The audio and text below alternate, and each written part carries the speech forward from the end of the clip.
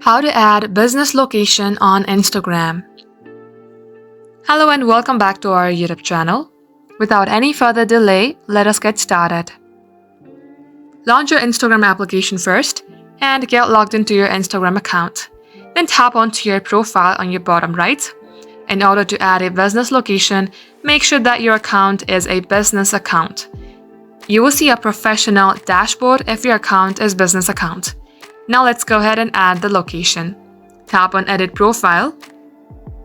Scroll below, then you will see Contact Options. Tap onto it. Here you will also see Business Address. Open that option. And here you can type in the street address, city or town, your zip code. Once you do all that, you have to tap on this check icon.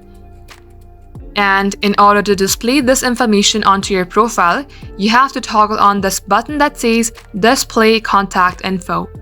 This will display your contact info just in front of your profile. And just like so, this is how you can do the same as well. That is all for today. Thank you for watching the video till the very end. If it had helped you in any ways, then do like and subscribe.